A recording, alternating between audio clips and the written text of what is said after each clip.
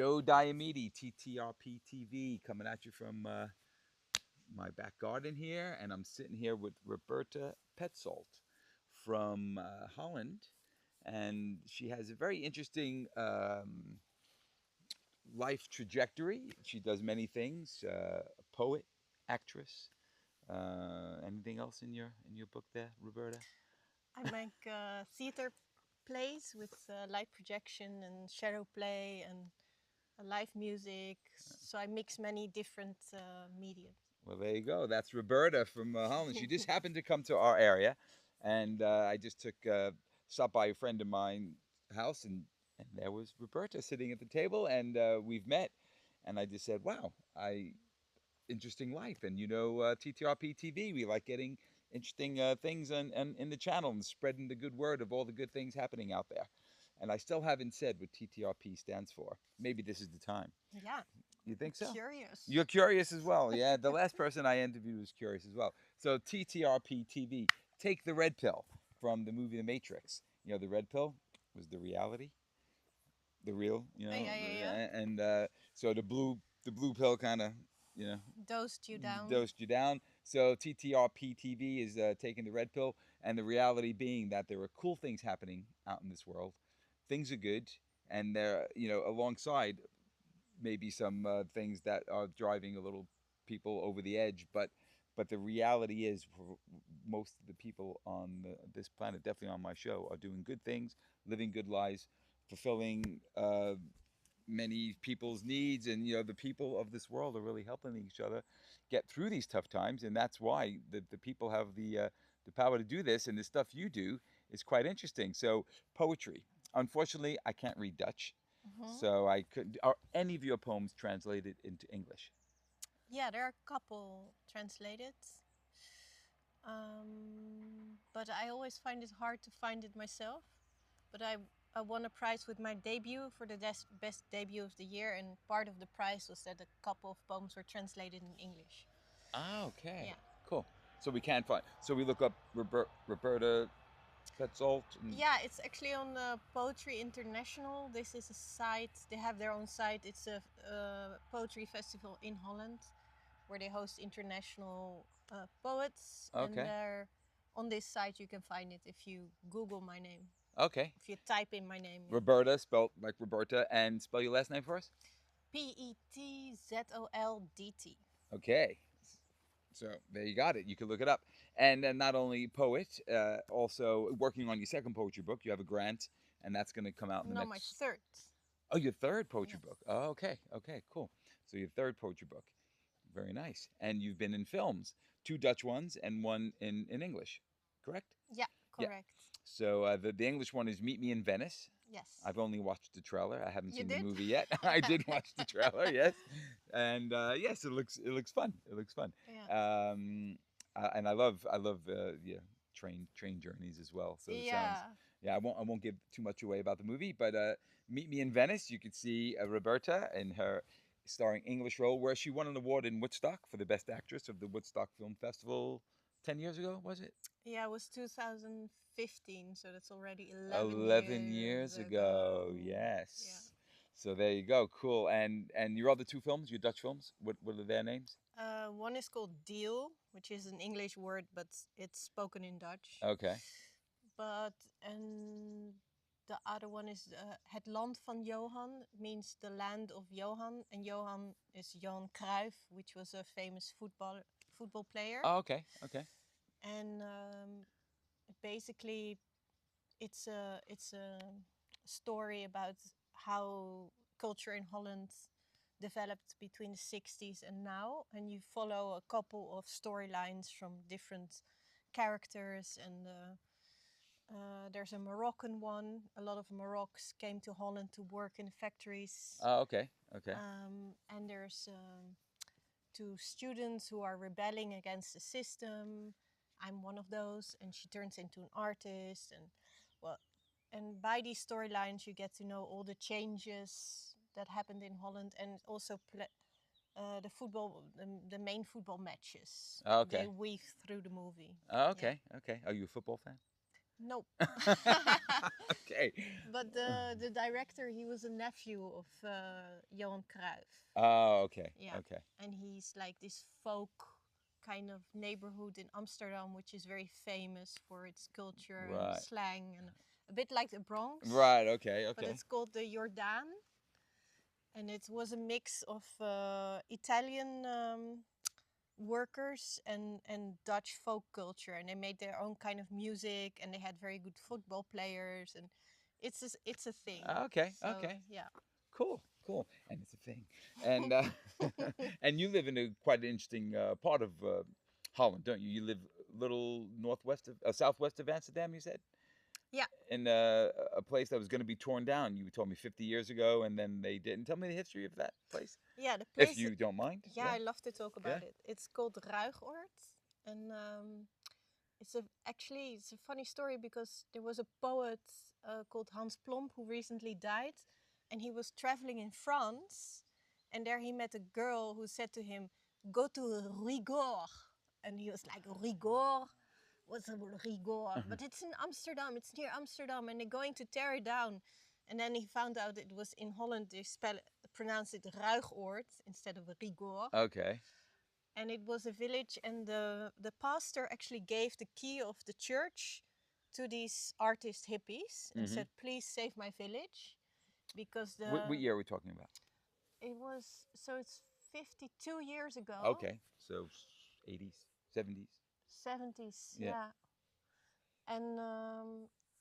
And they were already like a bunch of artists who were moving out of Amsterdam, trying to find more community and living with Mm-hmm. nature.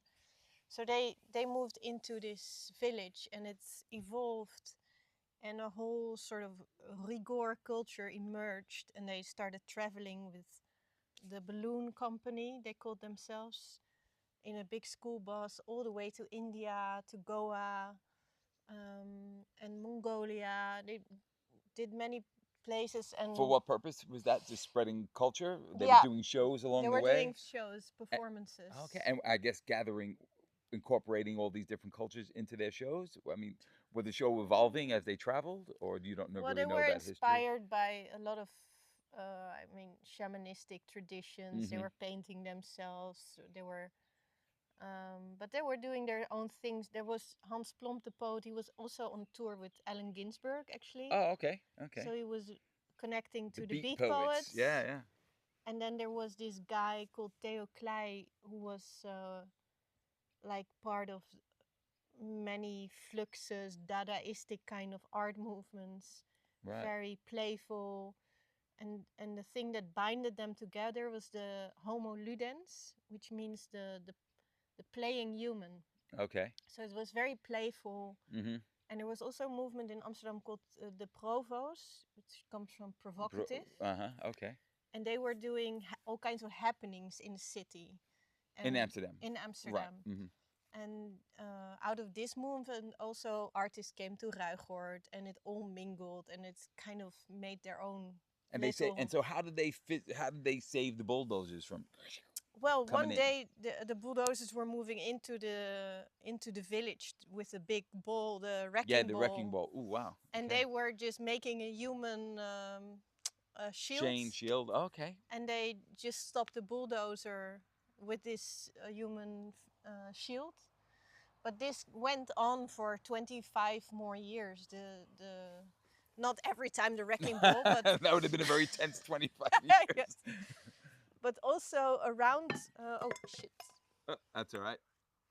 Hopefully, you won't get Uh, thirsty during the.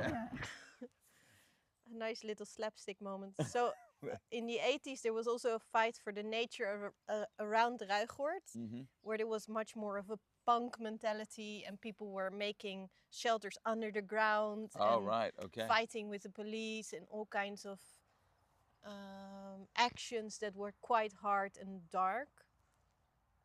This battle they lost, so all the nature around Ruigoord is being destroyed, and What like housing? What is it? Mordor has eaten it. It's Isengard around Right. Ruigoord. But Ruigoord itself is very beautiful. Right. Okay. So there are old trees. There's a big community of And birds. that church, the church that the priest gave the keys Yeah, to, still stands. the still stands, and we do parties in the church. We have many, like almost each Saturday there's a big party, or and we do festivals in the village. So it's known. If you said to a Dutch person, Ruigoord, Rechod, everybody knows everyone would me. know Yeah, about it. Yeah. yeah. Wow, cool. So 50 years later, it's there, and it's no more worries about coming home one day and there's We a now wrecking have ball. a permit for 25 more Oh, years, okay. so it's not Okay. yet Yeah. forever, but yeah, But things will progress yeah. in My most. feeling is it's not gonna be. Right. It's small, Mm-hmm. so Right. there's like we had a fire, and then in 2 days we had 800,000 euros donated to Right. rebuild a Okay. shed.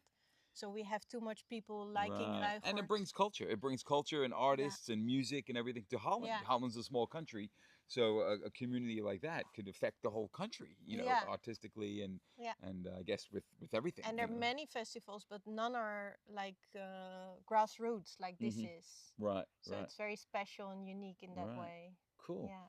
So, and how did you? So you lived there, and you fell into. You were a poet, and how did you find? We were speaking yesterday about how you found out uh, you had read a poet. Tell the story of how you got inspired to be a poet. Yeah. Well, I live actually close to Ruigoord, but I have a studio in Ruigoord. Mm-hmm. So nobody lives there. It's all studios of artists, but we Okay. can stay there overnight, and we do have the community there. Right. But the poetry, well, yeah, I told you there were different moments in my life when poetry Mm-hmm. came to me. Right. For But that one moment that you said, yeah, well, that was I was bored in class in the secondary school, and I was having the subject of Dutch, and there right. in my school book there was one poem, and I was reading this poem, and it just struck like lightning. It was actually about lightning. Well, how appropriate. Yeah, and I could smell it, I could see it, and it gave to me an experience that I had experienced before, but I had never found the words for. Right. Okay. And I really realized like poetry is like alchemy. Mm-hmm.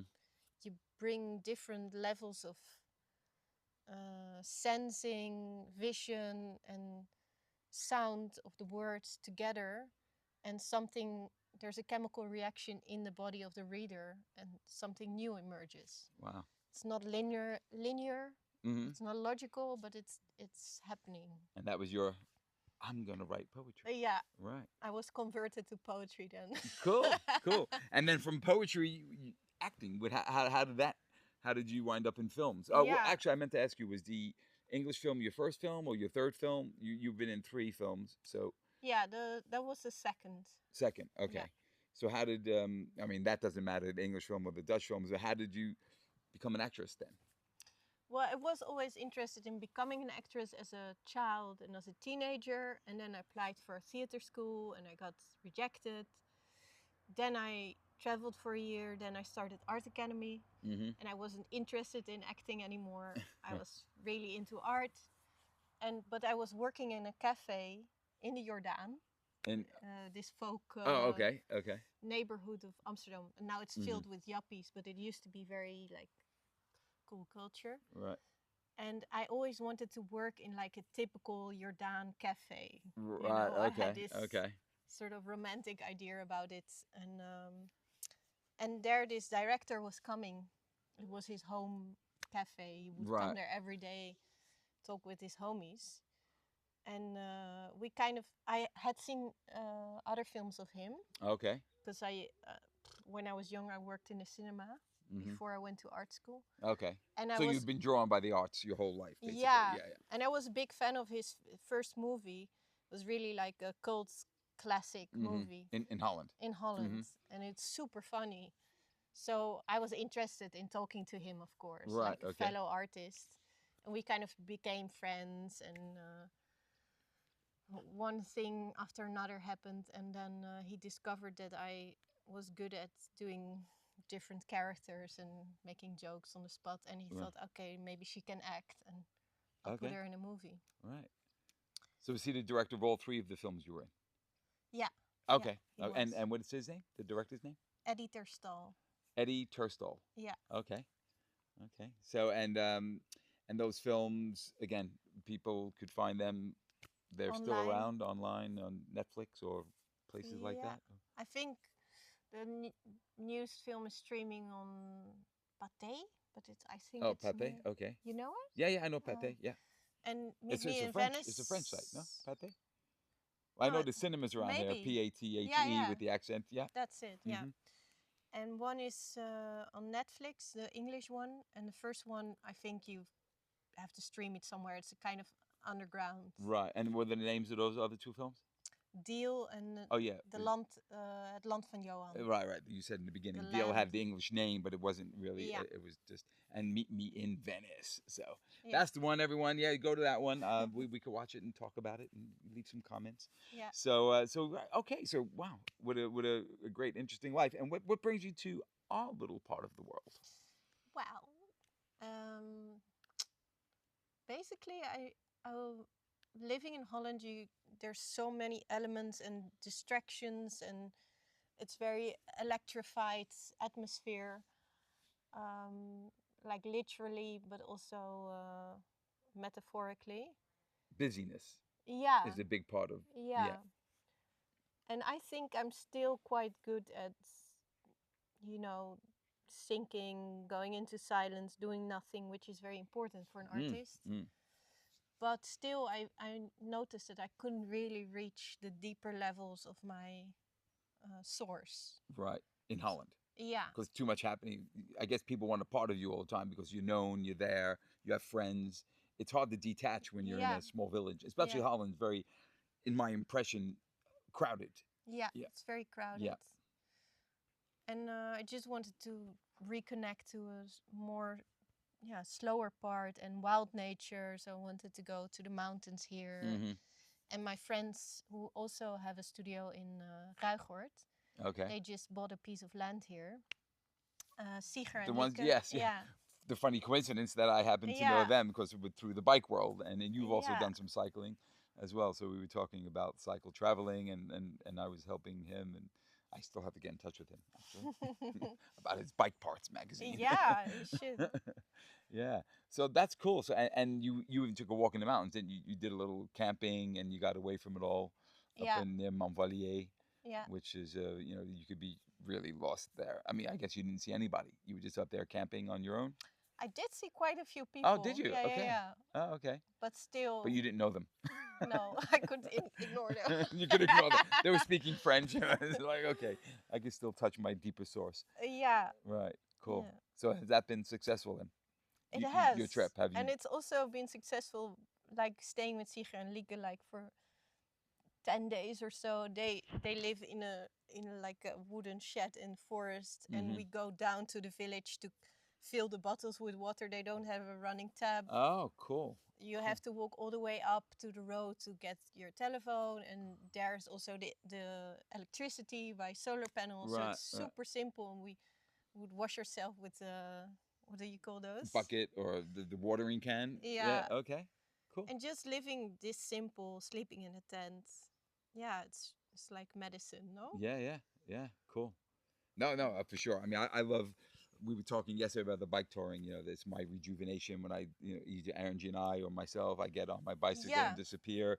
I leave the phone. You leave the phones behind. You leave everything behind. You live in your tent and you're just living in the moment in yeah. nature, and just yeah. And like at home, I'm all the time busy, like with stuff, all this stuff you have to take care, and you only have a few things, so Mm. you're much more quick of, okay, I'm going there, I'm going there. Yeah, yeah. Well, that was something we spoke about briefly yesterday. My Give It a Go project about getting back the phone. We were saying that the phone has unfortunately stolen so much peaceful time and downtime of definitely young people Yeah, and even people of your age, my age, and even yeah, older. We don't know about. You said it's so important to be bored, and it's so yeah, important to do. But we don't. I think a lot of people now with phones just don't understand moments of silence. yeah. Yeah.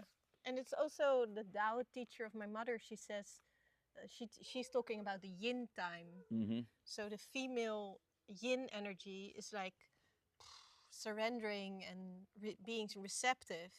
And this also, yeah, putting the phone away makes you sink into your yin energy, much more in the sensuality of how you communicate with your environment, Right. being in your body, reading the signs, Yes. hearing the inner voice. Exactly.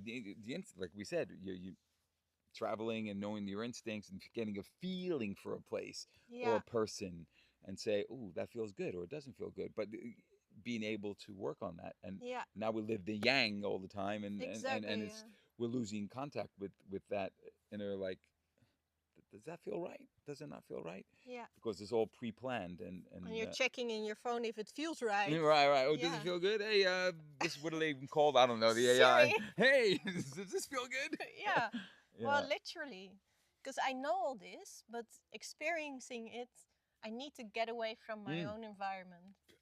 You Yeah. and every, yes, you're not talking for solely Roberta. Like, I think a lot of people are suffering in between those two worlds. Yeah. Because it's a world we're given. We have them, governments are making us carry them around for identification.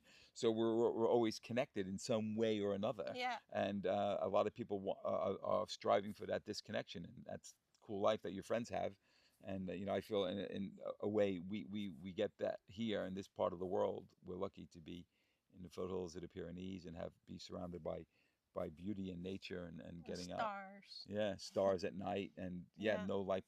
France has very little light pollution. Yeah. Very important things, Yeah. and to be creative, like you said. Exactly. I can finally feel again, like, not think like, oh, I should write, but feel like, I feel like writing. And Yes. it's a different energy. So I mean, just how Yeah. you said it, just how you put it, Yeah. exactly. I should write, or I feel like writing. Yeah. Should is a word that we've been speaking about a lot in our household and just with friends. Is like, we should get rid of should, from our vocabulary. Yeah. That's so that. But no, but that is something that we have to get back to ourselves somehow amongst this technology, amongst everything that's going on. We need to get back to ourselves. Yeah. Yeah. And the quickest way is nature, Mm-hmm. wildness, simpleness. Yeah, Yeah. yeah, yeah. Very good. Well, Roberta, we've talked about lots of things in this little interview, We and it's did. very interesting talking about your place. I like to visit it one day. Yeah, I might be please do. I might be coming up to Holland in the fall, so that would be You very are. cool. Yeah, to do my book talk. Ah, you're most welcome. Yeah, You should yes. come. Yeah, yeah, yeah. I'd like to. Maybe Yeah. even organize something there. Yeah. Yeah. Be Yeah. cool. Yeah. Why Well, not? there we go. Joe Diamede, TTRP TV. Now everyone knows what the red R is for. And with Roberta, and hopefully I'm going to watch your movie soon, and everyone out there will watch your movie soon, and we'll meet again, I'm sure. I'm sure too. Okay, thank you. And everyone out there, be well.